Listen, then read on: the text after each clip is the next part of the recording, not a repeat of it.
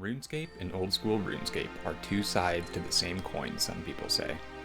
Though in reality, it's more of a diverging timeline sort of situation where the games split at a single point in time and are now two different realities. RuneScape kept evolving, and its lore, world, and mechanics have continued advancing at a fast pace. Old school RuneScape, however, stayed true to the nostalgic charm of the game, where its gameplay has remained nearly the same since its divergence, and the world has evolved down a different path. Whether you find one version of the game better than the other is an opinion, and no side is more correct than the other. As someone who's been playing since RuneScape Classic, I personally think both versions of the game are just, well, RuneScape.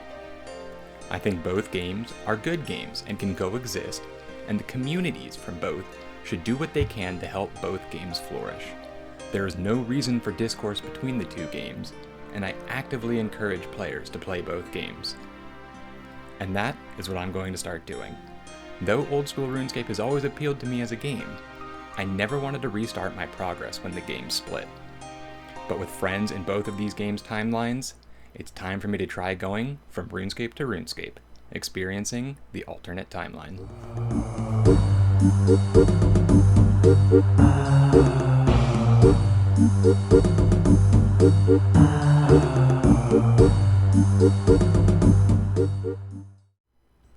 Hello everyone, and welcome back to RuneScape, this time for episode 6.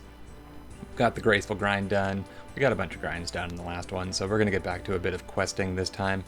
Here's a quick look at the stats as always before we get right into it. Starting off, I'm going to finally sell off the headless arrows that I've been fletching. I'm going to leave them in at mid-price and just let them slow sell, and then I'll grab some more materials to continue doing more, just because it is easy good money. Then I'm going to head down and pick up a few quest items that I will be needing. I want to get Plague City and Biohazard done. I'm grabbing 2 sets of the priest robes here because I will be doing these quests with a friend, and I'm grabbing some extras for them. Buying the items needed to make the hangover cure, and some headless arrows already selling off, so that is good. But with that is everything we need for the quests. Over in Artie, we start with the Plague City quest. First thing we have to do is give Alrena some dwell berries in exchange for a mask.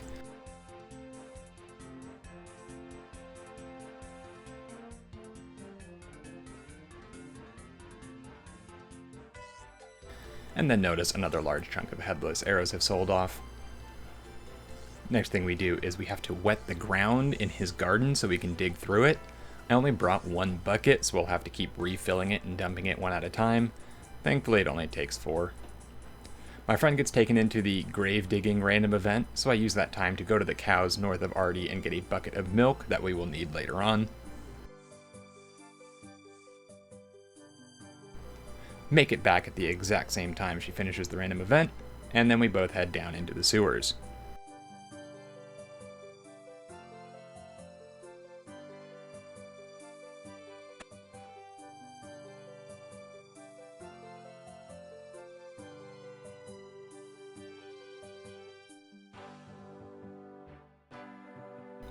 Apparently, I'm too weak to pull it off myself, so I gotta ask Edmund for help. God, the mask in the dialogue box just looks disturbing. I kind of hate it.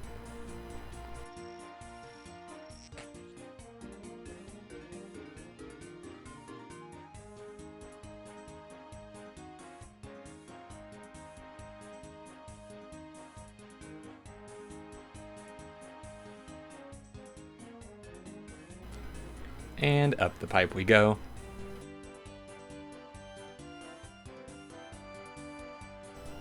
Once we're up, we gotta talk to Jethic.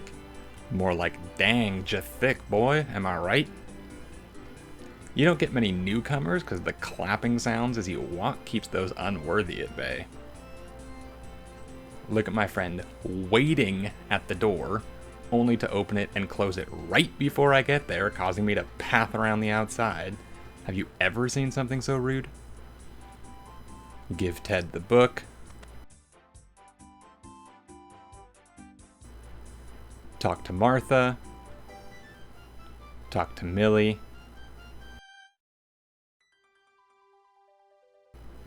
run across town, and get denied access to this building. Turns out I need clearance. Get absolutely disrespected by my friend again?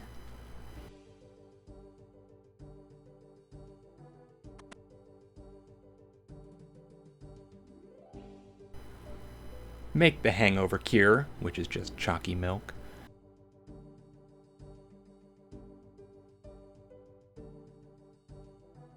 And Kira Breivik.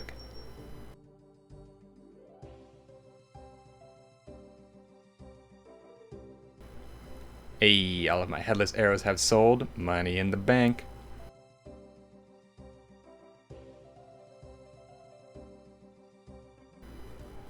FBI, open up! Break on in while they are distracted. Grab a key so perfectly hidden, and head downstairs.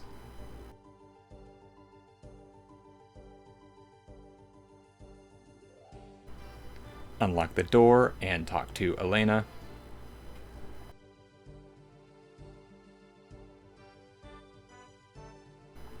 Back down the manhole, the hole made for men. Though I guess they let anyone through these nowadays, as my friend makes it through just fine.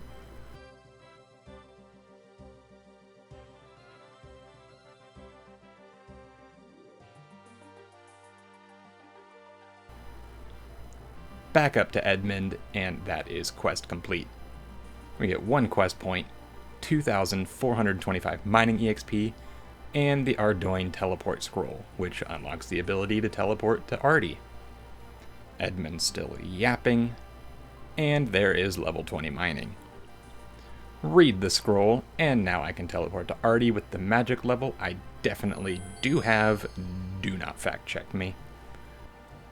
Immediately talk to Elena next door to start the biohazard quest. They filled the manhole path, so now we have to find a new way into West Artie. We speak to Jericho over here, and it's not the same spelling, but his name reminds me of an old song called Walls of Jericho by Fair to Midland. Rip that band. Anyways, Jericho hooks us up with some bird feed and a pigeon cage, which we turn around and immediately release to cause a very majestic distraction. Though I'm pretty sure there was only 1 pigeon in the cage, so I'm not sure where the others came from. You have all heard of Walmart. Some of you may even know Kmart, but only RuneScape players have ever heard of Omart.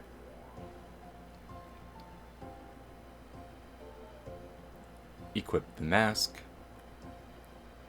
and here we go. Up and over!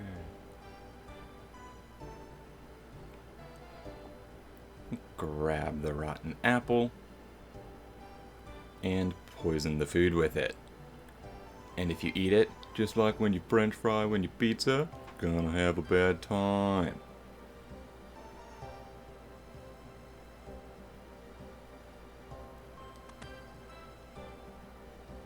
Slip into Nurse Sarah's house, open up her cupboard, and then slip into her clothes. Pose as a doctor while wearing a nurse's shirt? Makes sense to me.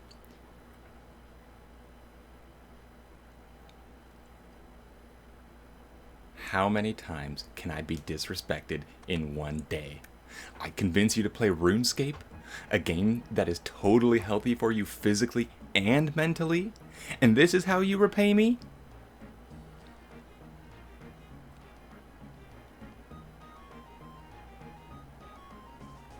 I mean, at least she's got hands. Dropped them without taking any damage. Sheesh. Drop him myself. Go inside and grab the distillator. Return to Elena. She runs some tests and they come back negative. What? How? It's a plague girl. She's like, yeah, weird. Go get this double checked for me, bruh.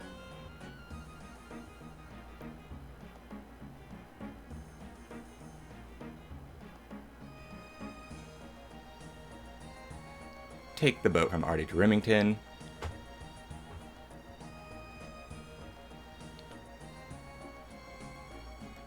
head on inside and talk to the chemist. And he's like, who the heck are you? I'm busy, bro. So I quickly name drop on him, and he's like, I bet, and is willing to do the work for me.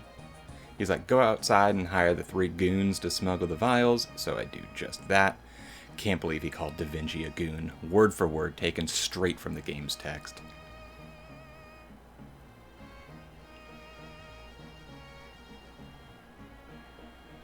Teleport over to Varric to collect the goods.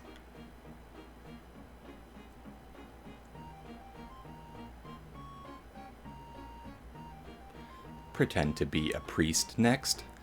Man, I gotta be breaking all sorts of laws, impersonating all of these different professions. Name drop Elena again, and he gets right to work. Turns out, there is no plague. It was all a hoax, a sham, a ploy. But why? I don't need sleep, I need answers. Return to Elena, and it turns out she's a Karen. She's like, let's take this up with the manager of Ardoin, also known as the King. So like a boomer parent explaining how to get a job, I walk right into the establishment and speak with the head honcho himself. I confront him and tell him I know the plague is a lie, and he's like, yeah, I know, but I only lie for your own good. Then tries to mansplain his excuses, and as a fellow man, I totally get it, and I believe him. And that is quest complete. We get 3 quest points, 1,250 thieving EXP, access to West Artie, and the combat training camp.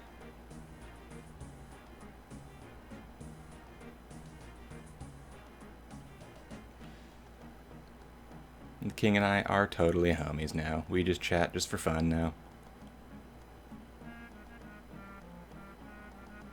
And that is level 18 thieving.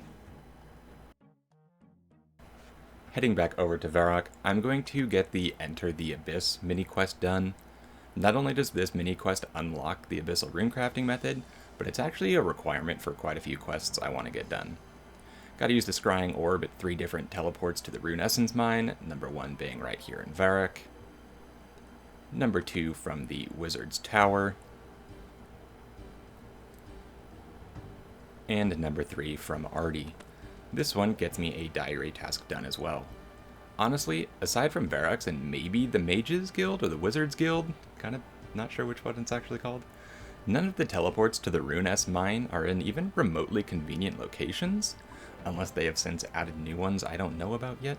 But if they haven't, I wonder why they haven't added a new, like, most convenient location unlocked through quests or anything.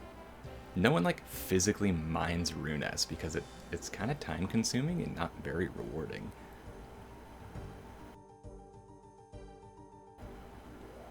Go ahead and explain to him about the 3 teleports and ask him about himself, and there we go. Turn it all in. We get 1,000 runecrafting EXP, which brings us up to level 9 runecraft, and we get a small pouch. Jumping over to Falador, talking to Ceramic Vase, I'm going to start the Black Knight's Fortress quest, my first free-to-play quest in a bit, but it does unlock quite a few quests going forward, so might as well get it out of the way. My memories of this quest from RuneScape Classic and early what is considered RuneScape 2 now, always think of it as being such a dangerous quest. I always did it at such low levels, and the Black Knights always hurt. Not just my body, but my feelings too. Slip into the fortress wearing their guard attire of bronze medhelm, iron chain, and graceful legs, boots, gloves, cape, amulet of glory, and so on. You know, standard equipment. It's quite a strict uniform, honestly. Make my way through the fortress till I can eavesdrop.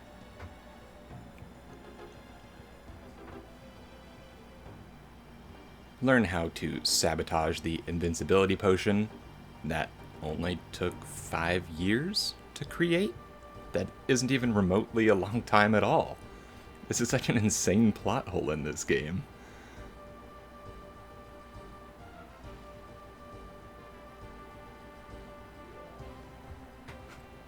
Anyways, drop the cabbage from anywhere in the world except Draenor Manor. Splish.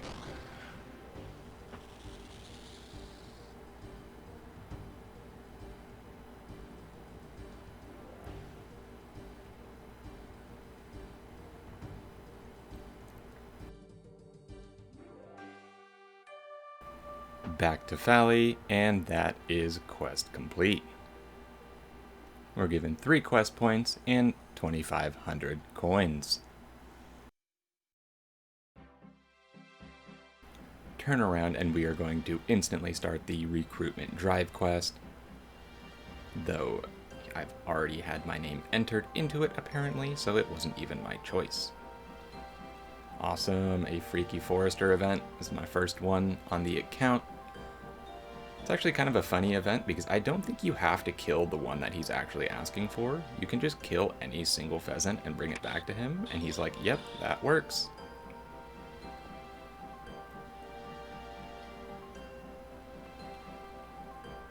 Collection log completed. Fashion maxing, already at endgame, look at me. Bank everything and talk to certification.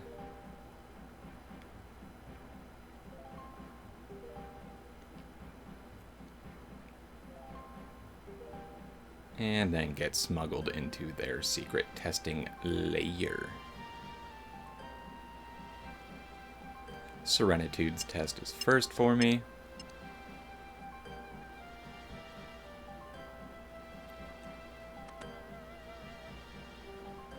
And then Circumference's test.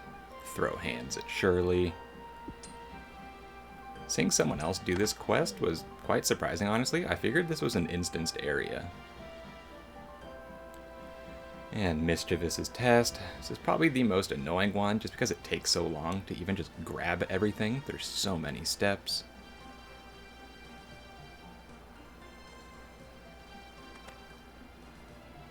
Lay the Tables test, which is just an easy memory test even without the plugin. And finally Suspicious's test, which is just a classic puzzle. And somehow find my way back to the park. Now I know where the training layer is. And that is quest complete. We get 1 quest point, 1,000 prayer EXP, 1,000 herblore EXP, 1,000 agility EXP, 3,000 coins, 1 for each EXP point, the option to set my respawn point to Falador, and an initiate salad.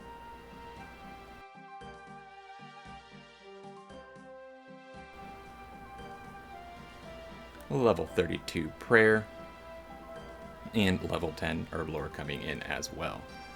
This makes me feel tempted to rush the Slug Menace quest so I can get full proselyte armor just because it looks cool and it's a pretty useful set.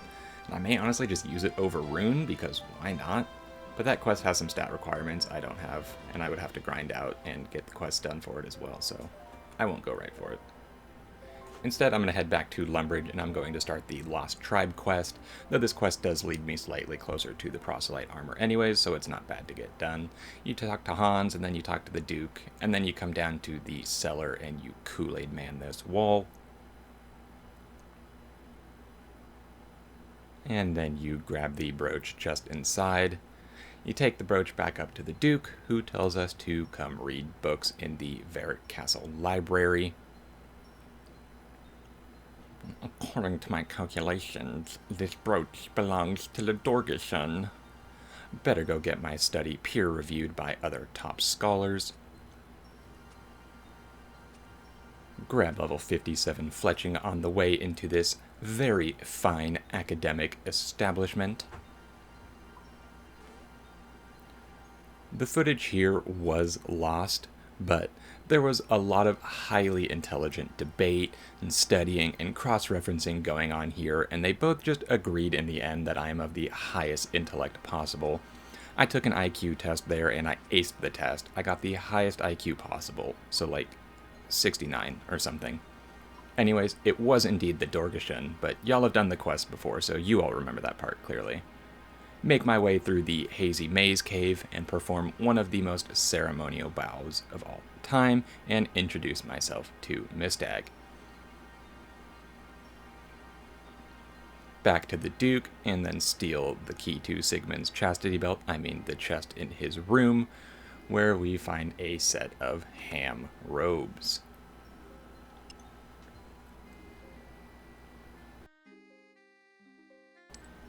Pick the lock down into the ham hideout.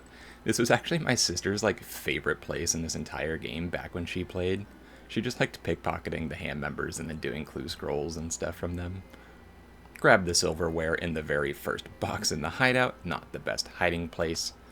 But while I'm here, I want to try and steal an entire set of ham robes for myself, or at least the pieces left over that you don't get from the chest. Get level 19 thieving, level 20 thieving,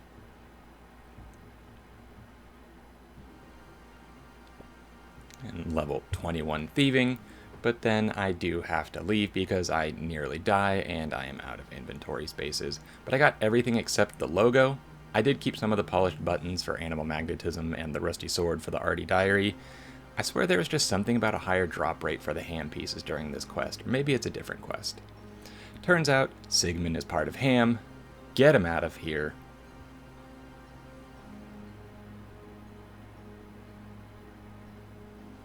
Peace treaty in hand, back to Mistag.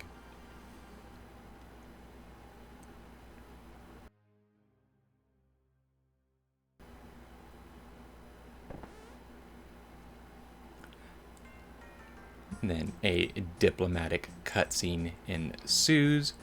We get a quick look into the back of my head. Definitely head empty.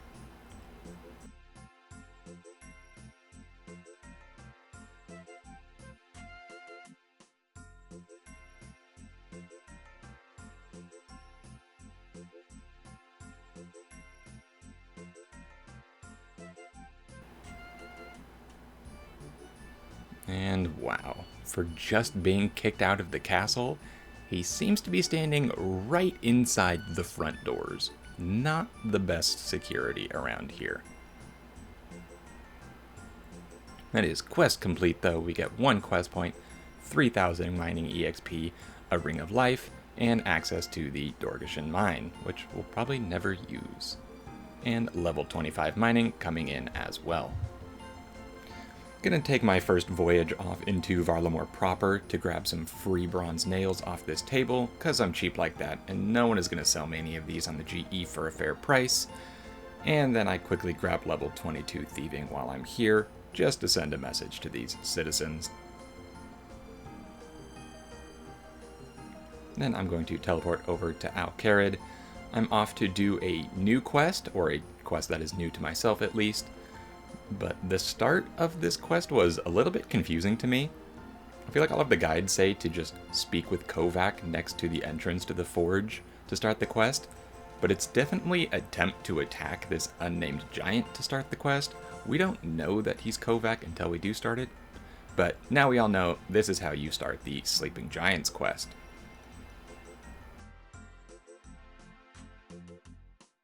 First we fix up all of the broken machines, grab all of this free stuff,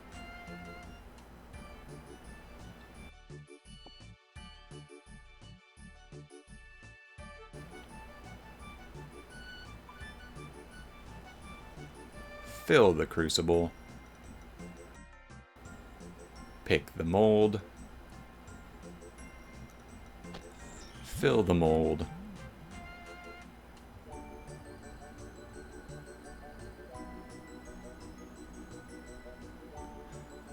cool it off, and then go sharpen the blade. It's a simple minigame for the most part, but I don't exactly have enough practice in order to fully explain what's going on, so I will save that for a future video when I have more practice and can make a proper mini guide or something. You give Kovac the sword, and that is quest complete. We get 1 quest point, 6,000 smithing EXP, and access to the Giant's Foundry. This minigame looks super fun to me, so I'm excited to do it for a good chunk of smithing EXP, level 33 smithing coming in as well. Though I'm fairly sure outside of getting the full outfit, it's more of an Iron Man thing than a main thing to do, so I don't know how much I will actually do. More quest items bought, as well as some runes and a water staff to prep for this next quest. I'm going to be doing the Grand Tree. It's actually amazing how easy it is to just walk up and speak with royalty in this world. Normally that's a bit harder to do. Although, strange enough, the first thing he does is takes me down into a secret, highly secured cave under the entire foundation of their city, basically. I mean, good thing I'm one of the good guys, right?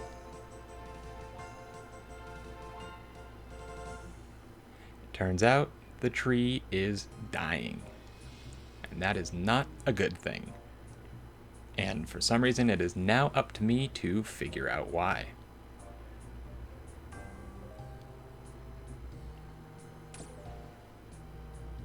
He gives me a bark sample and a translation book, and he tells me to speak with Hazelmere, a powerful mage who only speaks in an ancient tongue. And sure enough, I don't understand a single thing he says except for Draconia for some reason, so that must be a pretty important clue.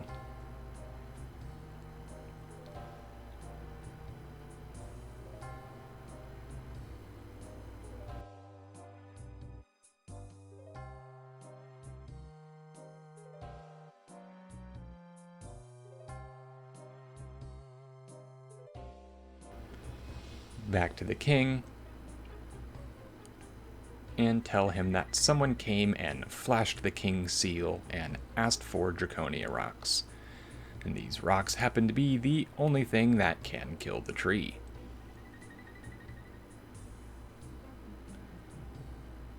Speak with the resident tree expert Glow, eating wormholes, who clearly hates humans.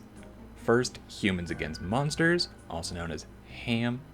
Now gnomes against humans, which I'd like to coin as Gah. He says humans can't be trusted, then trusts me with the task of delivering something to the king for him. Definitely makes sense. I run directly from him to the king, and somehow he is already, in that short run here, has already happened to find a human sneaking around the roots with Draconia rocks on him. A little bit sus. I go up and question the prisoner Charlie, who claims that Glow paid him to do all of this. Time to get some evidence. Read Glow's diary right in front of him, then confront him, and get myself arrested.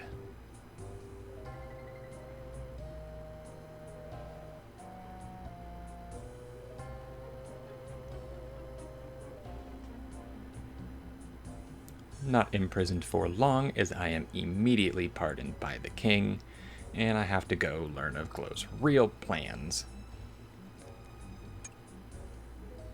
So I make my way down to the shipyard in Karamja, and this is where I learn of Glow's plans to build warships and invade Port Sarim and then the rest of Gielinor. However, even his own men here don't seem to think he has what it takes for a full-scale invasion.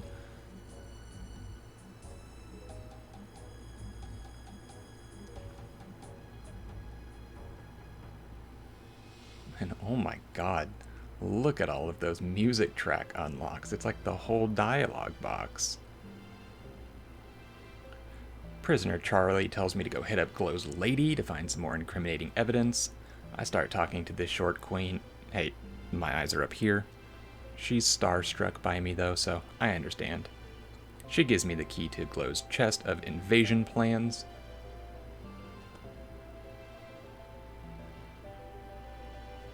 And I bring it all back to the king, and he's like, I don't know, man, humans may actually be invading. All we found at his house were these sticks. We gotta prepare our army to fight back this invasion.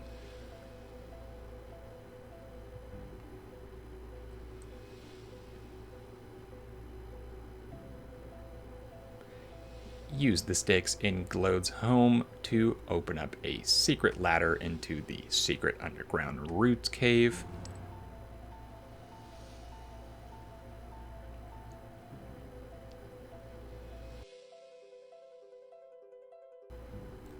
And surprise, surprise. Guess who's here? That's right, Glow. Waiting. And there are Draconia rocks everywhere. He summons a demon to kill me, but remember earlier? I'm a superior 69 IQ and can easily safe spot the fight. Level 29 HP coming in as well. Not sure why I was on defensive casting, but demon down.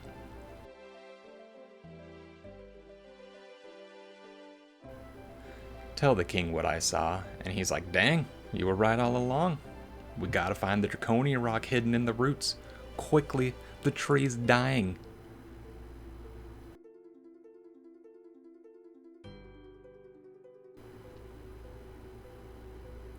Find it in the very first root that I check.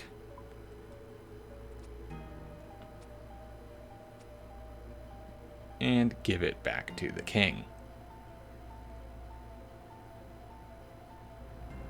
And that is quest complete. We get 5 quest points, 18,400 attack EXP, 7,900 agility EXP, 2,150 magic EXP, access to the Gnome Gliders network, as well as access to the Gnome Mine down here, but that's also kind of terrible. But level 45 attack and level 28 magic coming in as well, bringing us to level 43 combat. Popping back over to Canvas really quick, I'm going to buy a couple Slayer items, but I do want to get my first ever Slayer task here from Mashner, according to the OSRS wiki, that's how you pronounce the name, as I know it's a diary task to get one, and I don't want it to be too super irrelevant for my level by the time I actually start doing Slayer. But God, I want to start doing Slayer. It's my favorite skill. I'm like craving it. I love how pointless some of their tips can be too when you ask them if they have tips for fighting things. But okay, 13 cave bugs. That's super easy. Down into the Lumpy Swamp Cave for the first time. Thankfully I bought a spiny helm. Though there is a trick where if you stand one tile next to a wall beast and then run through it, it doesn't actually attack you. And for my first ever Slayer kill, I get nothing. Embarrassing.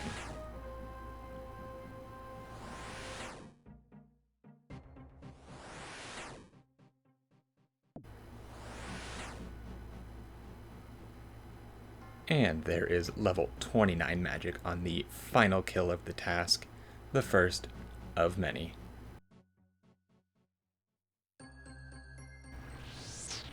Killing this rat to show you what I'm going to be doing next. I'm going to be doing the Rag and Bone Man 1 quest. So there is the giant rat bone.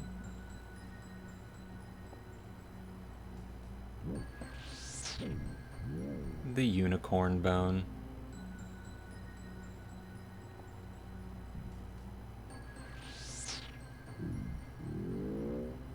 The bear ribs.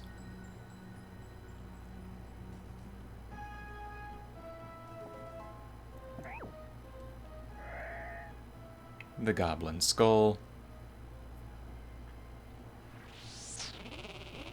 The ram skull.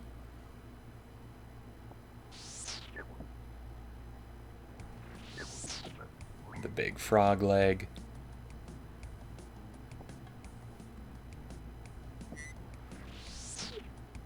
The monkey's paw. The monkey.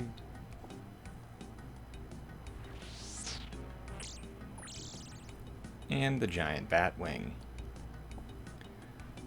Logs down, pot of vinegar and bones on, and light them up. You have 12 seconds, so I might as well sit here and fletch in between each one and repeat. Once all 8 are done, turn them in, and that is quest complete. We get 1 quest point 500 cooking EXP, and 500 prayer EXP. This automatically starts Rag and Bone Man 2 as well, so we can slowly work on that while we're doing everything else in the game. And level 14 cooking coming in as well. Bought an Earth Talisman off the GE. I need to quickly get level 10 Runecraft, so I'm just going to mine the S here in Varrock, and then run to the nearby Earth Altar and repeat until I have it.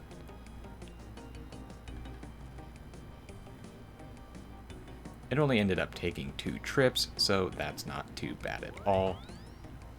And here we go with level 10 runecrafting, and that's the only requirement I needed for my last quest. Back down to Al-Qarid, I'm going to speak with Wizard Purston. I'm going to start the Temple of the Eye quest. This happens to be another new quest for me, so I do make sure to read all of the text.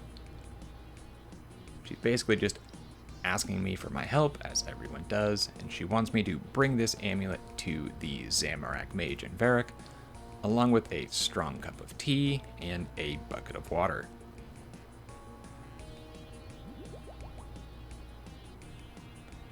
Into the Abyss I go to speak with the Dark Mage.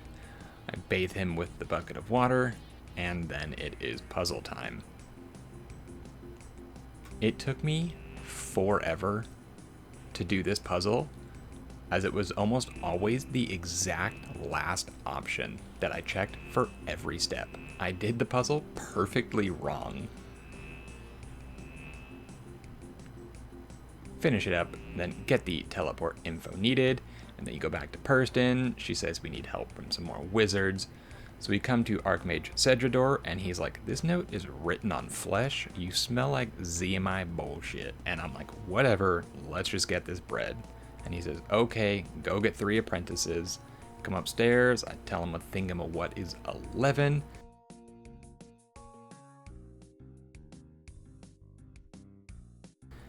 Hell yeah, party time.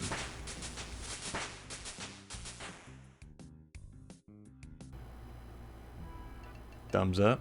Let's do this. Leroy Jenkins.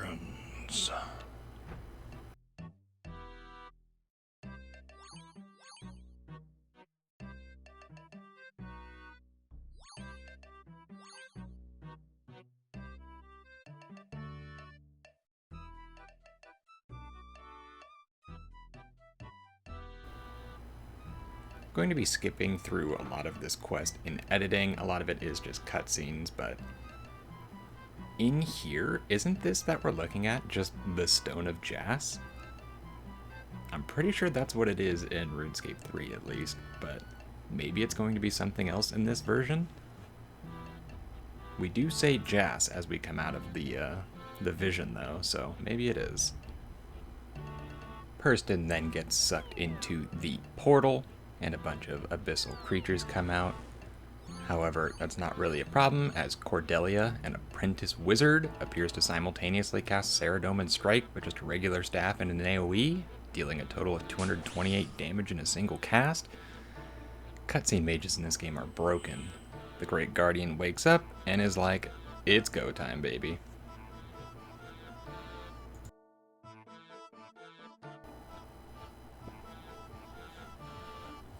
Like Giant's Foundry, the Guardian of the Rift minigame is fairly simple once you get the hang of it. The quest is basically just a tutorial, so I won't go into too much detail until I get some actual practice with the minigame later on. Basically, you grab stuff off the tables, you build the Guardians.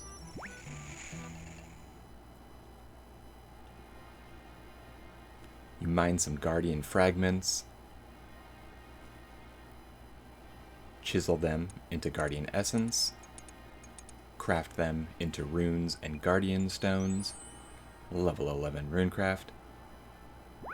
Doing so creates stronger cells, which create stronger barriers. You power up the Guardian with the stones, jump to level 14 Runecraft, and then repeat the process. Higher level runes, the stronger the cells, and the more strength the Guardian recovers.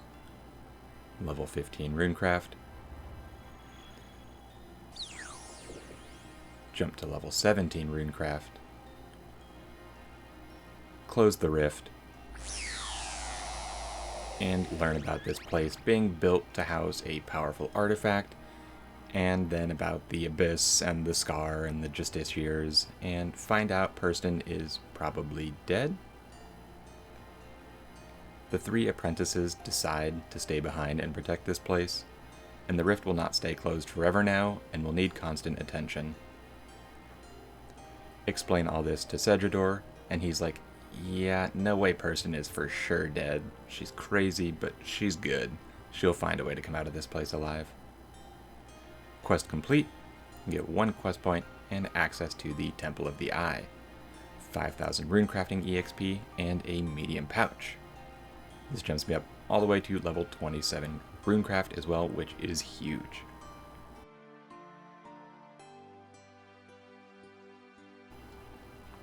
Now you can watch as I embarrassingly fail to click a tile directly underneath me, causing me to face forward. But that is where I'm going to go ahead and wrap it up for today. This was quite a bit of a longer episode, kind of like the first one, but there was just so many quests that I got done. Like, once you start questing, you just get on a roll. Here's my stats that I ended up with. Hope you guys enjoyed the video, and hope to see y'all back in another one. And until then, peace.